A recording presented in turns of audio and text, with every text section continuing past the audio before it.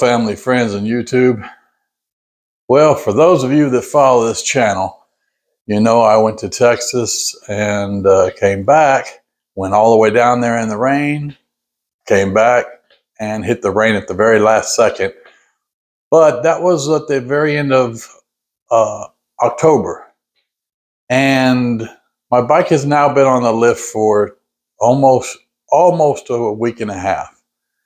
And that's simply because on my way back from Texas, I drove through a landfill washout on the road, which turned out to be white clay. This mud was not regular mud. It was white clay type mud, almost like what you would do pottery with.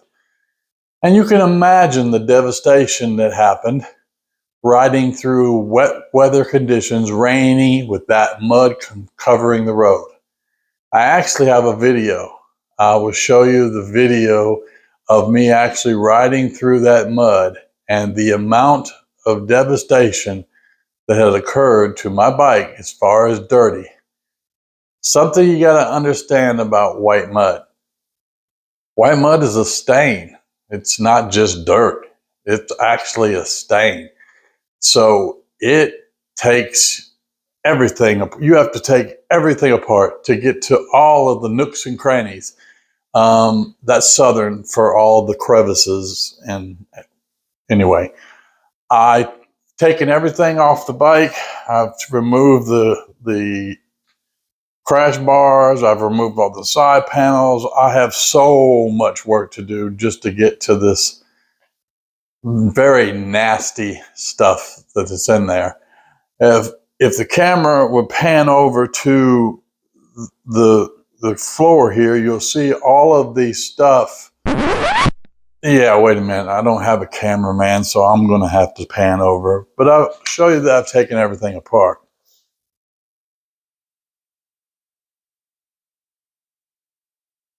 There's everything taken apart.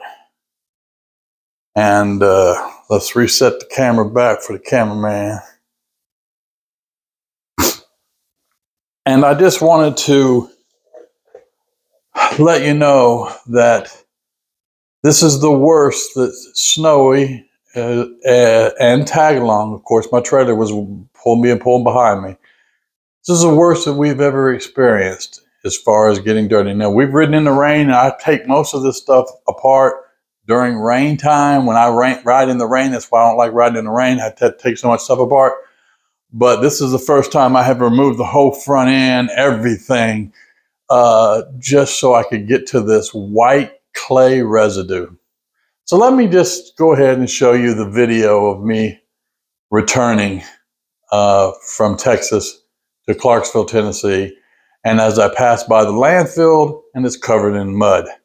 The road that I'm traveling on is covered in mud. So let's take a look at that.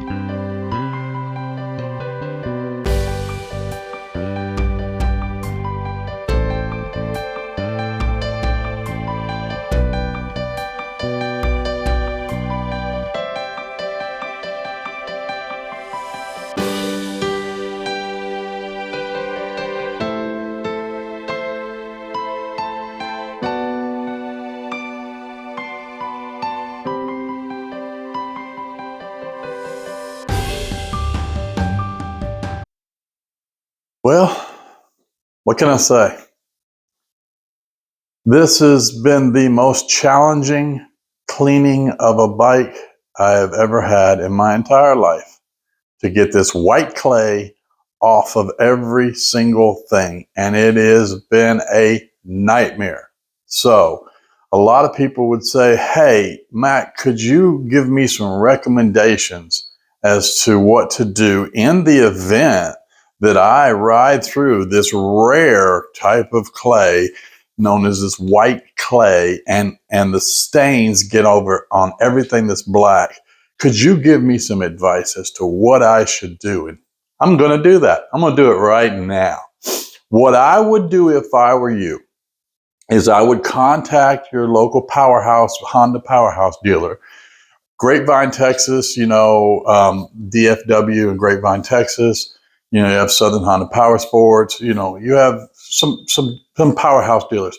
I would contact them and tell them that you're trading in your motorcycle for a new one, because that is how much work is involved in getting all this clay stain. This is ridiculous. I mean, this has been by far the worst time-consuming endeavor of dealing with clay, white clay. It is crazy. I don't even know if this bike right here, if Snowee wasn't so famous, she'd be traded in right now. I would just get another bike. That's how hard it is to get this stain. It's just a white film stain. I don't care. This bike has been washed 4 times outside, just the hard way, which I do not wash my bike that way, but I've done everything. And she has been washed 4 times and still has this residue everywhere.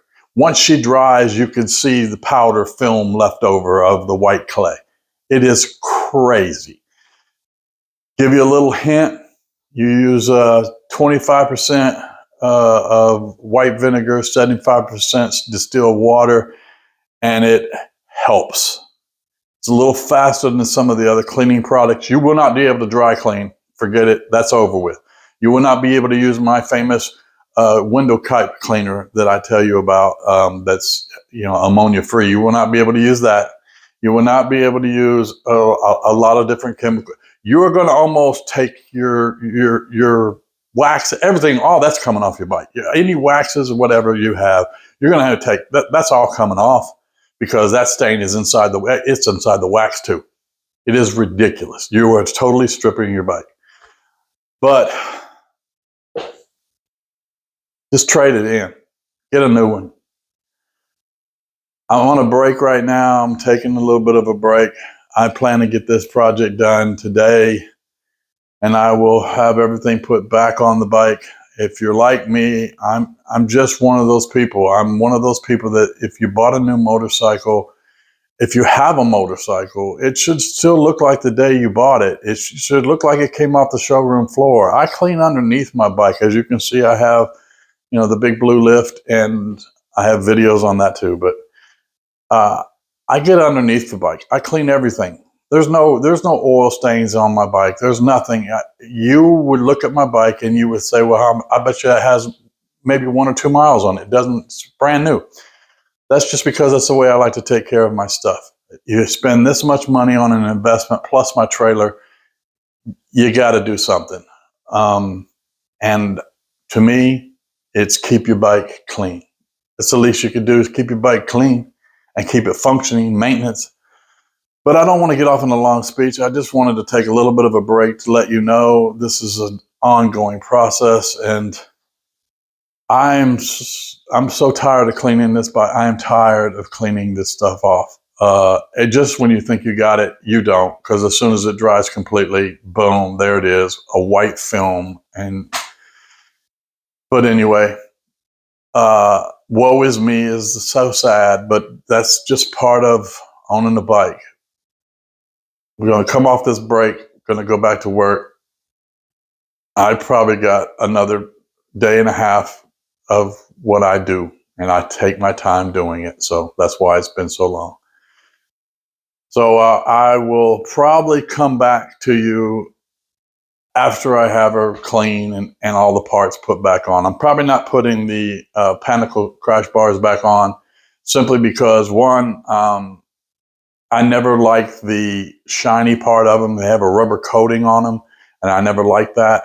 2, when I did drop her one time, she had a little scratch on the bottom of the crash bars, And I know the scratch is there. You can't get rid of the scratch. You can't buff it out because of that plastic coating. You can't get rid of it. It's there, and it drives me crazy. So I know some of you are like, you're a very anal person. Yes, I am. But you're watching me. So okay. I'll get back with you when the bike is together, or clean first and then together. Well. Here we are. Done. All I got left to do now is some wax and tire treatments, and I'm done. Clay. Clay, just if you don't remember anything during this video, just remember clay. The liquid from a clay is a stain. It ain't a dirt, it's a stain. And you're going to have to use a lot of care, because if you have the black engine, black seats, black, everything's black, just a little bit of white. And when you're dealing with white clay, you got to put the light at a certain angle, and I had light stands up here, and you had to hit the light at a right angle in order for you to be able to see every part of your painted surfaces, the white surfaces, because they would have that dusky look as well from the white clay. So you'd had to get it all off of there. Now I got to treat it, shine it up, make it look new. But I'm done. And until next time, just live your life. Snowee and I would like to thank you for watching our video. We're a small YouTube channel. We do this for fun. And we have basically content in 6 different categories. We have motovlogs, quick thoughts, Gold Wing flybys, maintenance, product reviews, and spotlight locations. Although we do this simply for fun, we ask that you help support our channel by simply going to Cruiseman's Garage and supporting his. We are part of the Cruiseman's 100,000 subscriber campaign. So we ask that you help us get Cruiseman to 100,000 subscribers.